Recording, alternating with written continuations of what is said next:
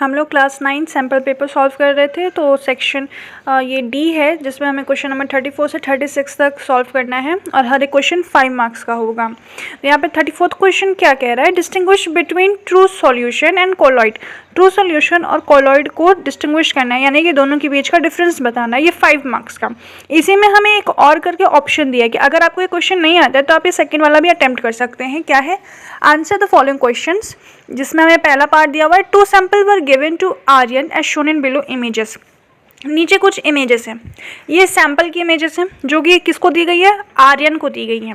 Sample 1 में क्या है, सैंड प्लस आयरन है, आयरन है उसमें के साथ सैंड मिक्स है। दूसरा क्या है, सल्फर, जो येलो कलर का है वो सल्फर प्लस सैंड है।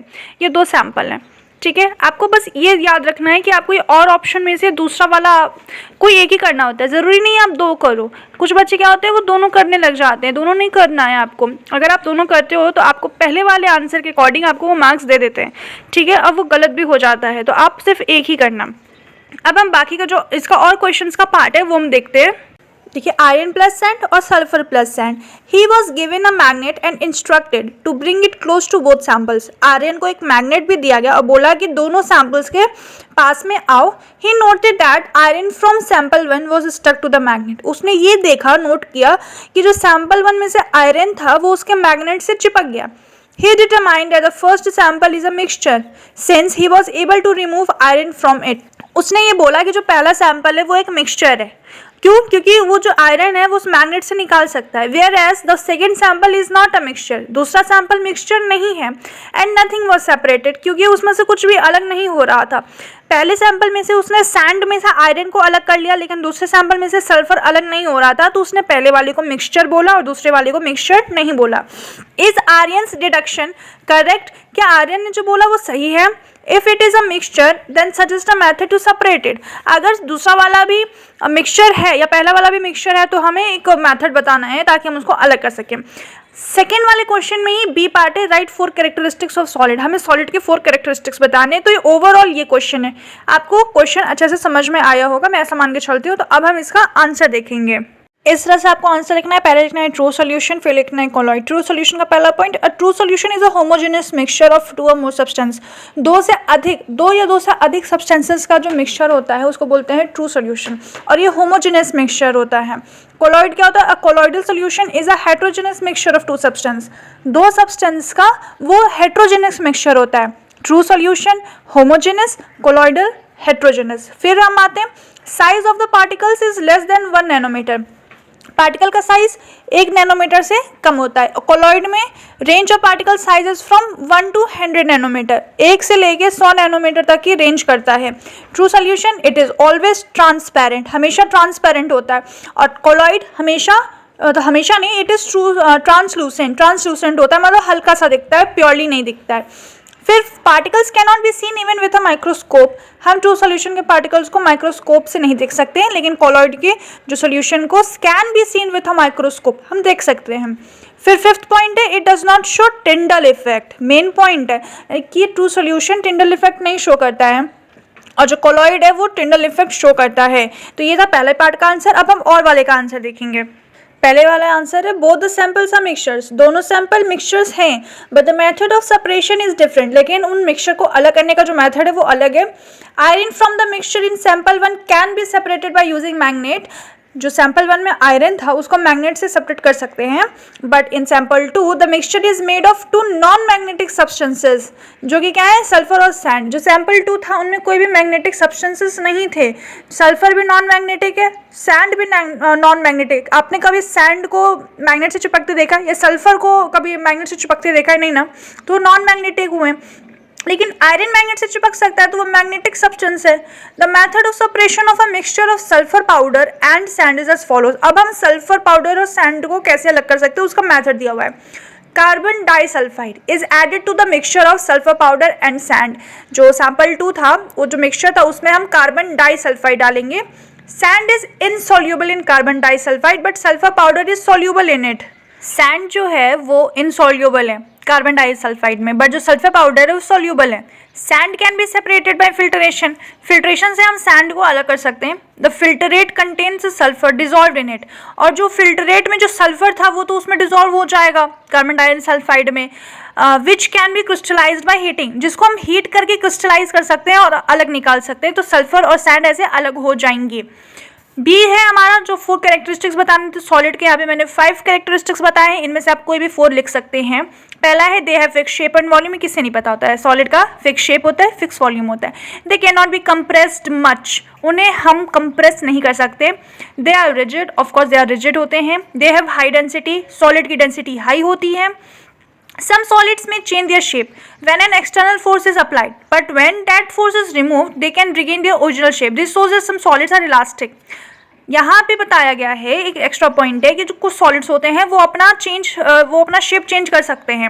हमने पहले पॉइंट में बोला कि उनका फिक्स शेप होता है, लेकिन अब हम क्या बोल रहे हैं कि वो अपना शेप चेंज कर सकते हैं। आपने वो देखा होगा स्पॉन्ज होता है ना, वो भी सॉलिड है, बट वो उसको जब हम कंप्रेस कर सकते हैं, व्हेन एन एक्सटर्नल फोर्स, हम एक्सटर्नल फोर्स देते हैं वो कंप्रेस हो जाता है तो अपना शेप चेंज कर लेता है, लेकिन जैसे हम अपना हाथ हटाते हैं वो वापस अपने शेप में आ जाता है। ये कौन सी प्रॉपर्टी शो कर रही है, इलास्टिक प्रॉपर्टी। इसका मतलब सॉलिड के पास इलास्टिक प्रॉपर्टी कुछ सॉलिड के पास, सारे सॉलिड्स नहीं। आप ईंटे को अगर कंप्रेस करोगे तो कंप्रेस नहीं होगा ना, तो वही बता रहे हैं कुछ सॉलिड्स के पास ये प्रॉपर्टी होती है, वो इलास्टिक होते हैं कि वो अपने ओरिजिनल शेप में वापस आ सकते हैं। अब आ रही है क्वेश्चन नंबर 35 की। इसमें हमें एक एनिमल टिश्यू का एक फिगर दिया हुआ है। इस फिगर को ध्यान से देखो, यहाँ पे एक 1 लेबल भी, एक 2 लेबल भी है। हमें पहले बताना है ये कौन सा टिश्यू है, फिर हमें बताना है कि जो लेबल पार्ट्स हैं वो कौन से पार्ट्स हैं, पार्ट 1 क्या है, पार्ट 2 क्या है, फिर इसके कैरेक्टरिस्टिक फीचर्स भी बताने हैं।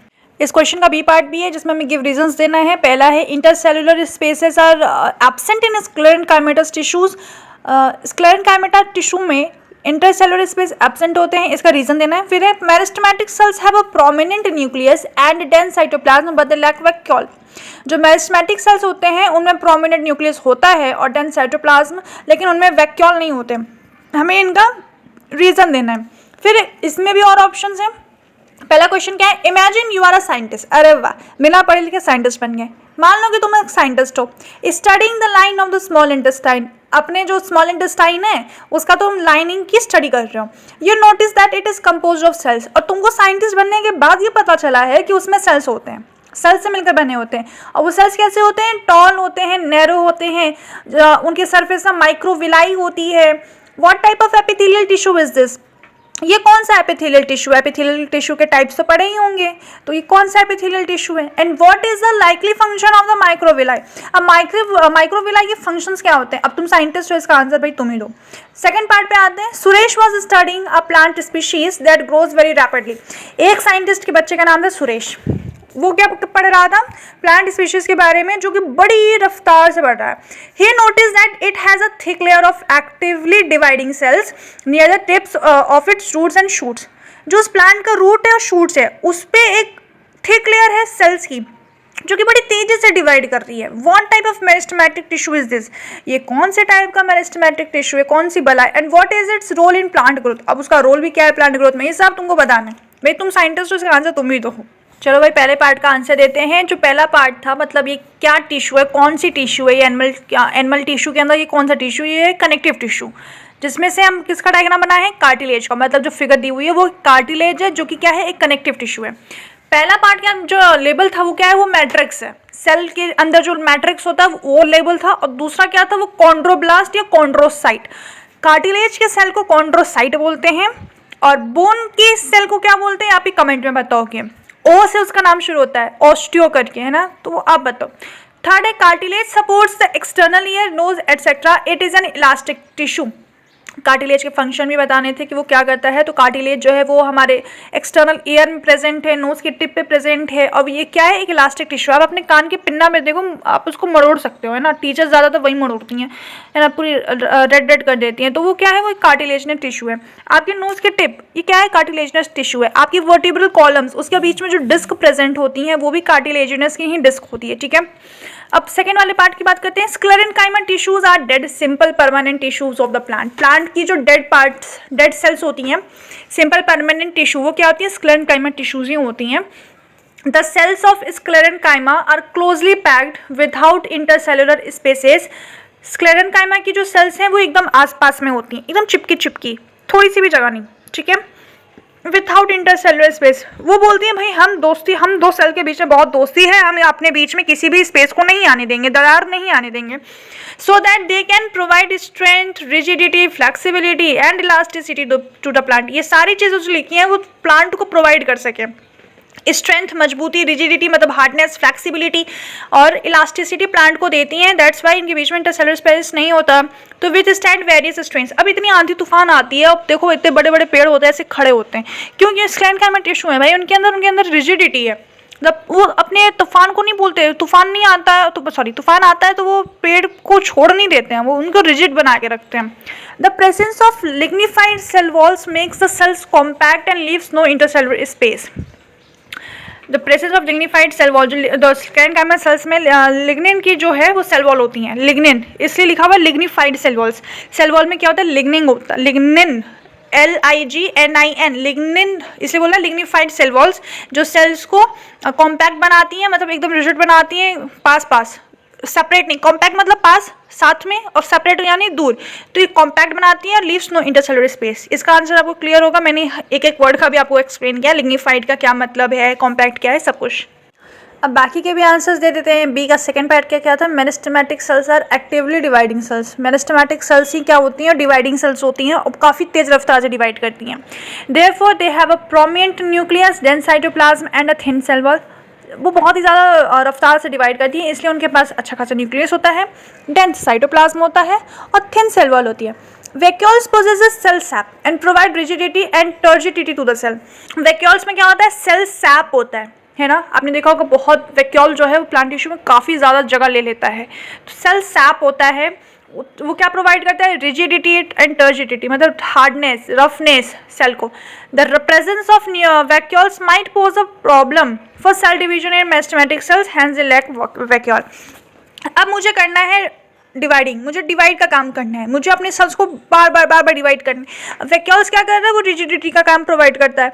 तो वैक्यूल्स होंगे तो इतनी रैपिडली डिवाइड कैसे करेगा, मेरिस्टेमेटिक टिश्यू के जो फंक्शंस है वही नहीं कर पाएगा वो, इसलिए उसमें वैक्यूल्स नहीं होते हैं। और पार्ट का देख लो, the epithelial tissue in the small, the scientist जो बनाया था ना उसका आंसर सुनो, उसने क्या आंसर दिया, आपने मतलब क्या आंसर दिया। The epithelial tissue in the small intestine is likely to be columnar epithelium। Cells कैसे थे, टॉल थे ना, कॉलमनार थे, तो कॉलमनार एपिथेलियम ही होगा। This type of epithelium is characterized by its tall column shaped cells। Tall है तो of course जो ऐसे एपिथेलियम होते हैं वो टॉल होते हैं, कॉलम शेप के सेल्स होते हैं, which are well suited for absorption and secretion. इनका सबसे फंडामेंटल जो फंक्शन है वो है क्या है, एब्जॉर्ब करना, सिक्रीट करना। याद रखना, कॉलमनार सेल्स के फंक्शन एब्जॉर्ब करना, सिक्रीट करना। फिर the microvilli on the surface of these cells significantly increase the surface area for absorption. 20 times तक वो सिक्रीशन जो एब्जॉर्प्शन का जो है ना वो एरिया इंक्रीज कर देते हैं। अब एक लंबी सी रस्सी है, अगर आप उसको अच्छे से फोल्ड कर दोगे तो वो कम जगह लेगी और अच्छा काम भी करेगी, है ना, अच्छे से चीज़ें एब्जॉर्ब करेगी। माइक्रोविलाई भी वही है, जो सेल मेम्ब्रेन होती है, सेल का जो सेल मेम्ब्रेन होता है काफ़ी लंबा है। अब आप उसमें ऊपर नीचे रस्सी की तरह इसे फोल्ड कर दो, उसने स्पेस कम लिया लेकिन उसका जो सेल सरफेस था वो काफ़ी बड़ा हो गया, सरफेस एरिया ज़्यादा हो गया, तो वो 20 टाइम्स मोर एब्जॉर्प्शन करती है माइक्रोविलाई। फिर this increase surface area allows for more efficient Uptake of nutrients from the digested food. मैंने बताया ना, सरफेस एरिया कम, एब्जॉर्प्शन ज़्यादा, तो न्यूट्रिएंट्स ज़्यादा एब्जॉर्ब करती है डाइजेस्टेड फूड, हम जो खाना खाते हैं उससे। Therefore the primary function of the microvilli is to enhance nutrient absorption in the small intestine. अब स्मॉल इंटेस्टाइन का काम ही क्या है, एब्जॉर्प्शन करना, तो वही करती है वो, ज़्यादा कहते हैं बढ़ोतरी हो जाती है डाइजेस्टेड फूड को एब्जॉर्ब करने में, यही काम है माइक्रोविलाई का। अब माइक्रोविलाई और सीलिया में आपको डिफरेंस अच्छे से पता होगा, इतना मैं मान के चल रही हूँ। सीलिया क्या होता है, माइक्रोविलाई क्या होता है, इसको रिवाइज कर लेना। अब माइक्रोविलाई टॉपिक आया तो ऑफकोर्स आप सीलिया पढ़ोगे, एपिथेलियल टिश्यू का टॉपिक आया तो बाकी सारे टिश्यूज पढ़ोगे। अब इसका last answer B part, the meristematic tissue found in the tips of roots and shoots is called apical meristem. जो मेरिस्टेमेटिक टिश्यू रूट्स के टिप्स और शूट्स पे जो फाइंड होते हैं, जो मिलते हैं, उनको बोलते हैं एपिकल मेरिस्टम, जो कि टिप पे होते हैं उनको बोलते हैं apical. This type of meristem is responsible for primary growth in plants. Primary यानी कि लंबाई खींचना, रूट्स की लंबाई beneath the ground and shoots की लंबाई ग्राउंड के ऊपर।